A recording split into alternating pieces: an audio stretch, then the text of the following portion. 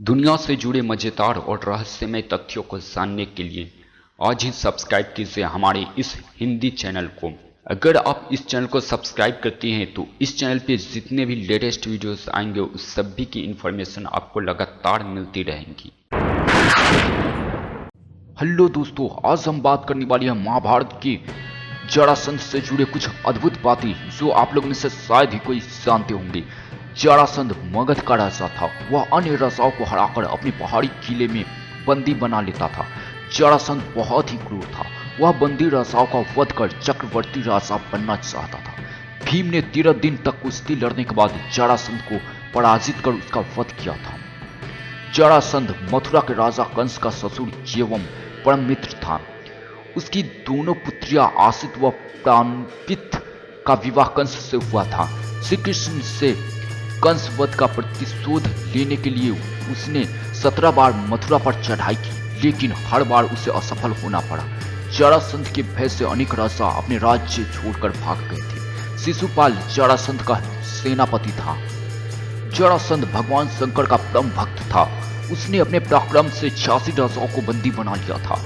बंदी राजाओं को उसने पहाड़ी किले में कैद कर लिया था। जरासंध 100 को बंदी बनाकर उसकी बलि देना चाहता था, जिससे कि वह चक्रवर्ती सम्राट बन सके।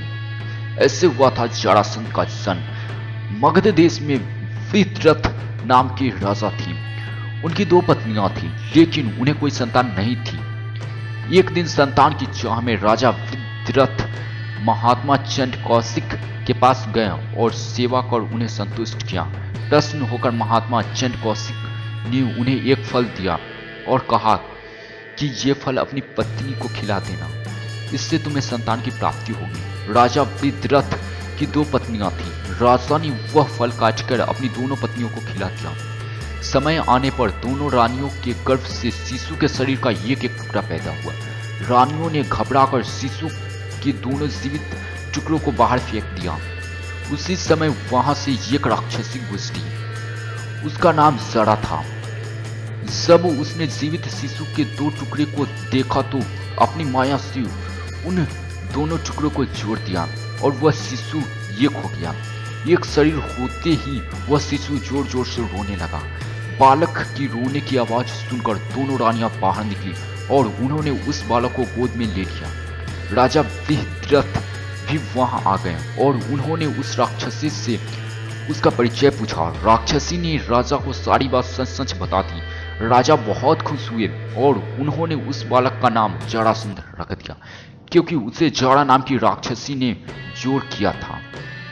जरासंध का वध करने के लिए श्री कृष्ण ने योजना बनाई। योजना के अनुसार श्री कृष्ण, भीम व अर्जुन ब्राह्मण का वेश बनाकर जरासंध के पास गए और उसे कुश्ती के लिए ललकारा। जरासंध समझ गया कि यह ब्राह्मण नहीं है। जरासंध के कहने पर श्री कृष्ण ने अपना वास्तविक परिचय दिया। जरासंध ने भीम से कुश्ती लड़ने का निश्चय किया। राजा जरासंध और भीम का युद्ध कार्तिक कृष्ण प्रतिपदा से 13 दिन तक लगातार चलता रहा। 14वें दिन भीम ने श्री कृष्ण का इशारा समझकर जरासंध के शरीर के 2 टुकड़े कर दिए। जरासंध का वध कर भगवान श्री कृष्ण ने उसकी कैद में जितने भी राजा थे सबको आजाद कर दिया और कहा कि धर्मराज युधिष्ठिर चक्रवर्ती पद प्राप्त करने के लिए राजसूय यज्ञ करना चाहते हैं। आप लोग उनकी सहायता कीजिए। राजाओं ने श्री कृष्ण का यह प्रस्ताव स्वीकार कर लिया और धर्मराज युधिष्ठिर को अपना राजा मान लिया।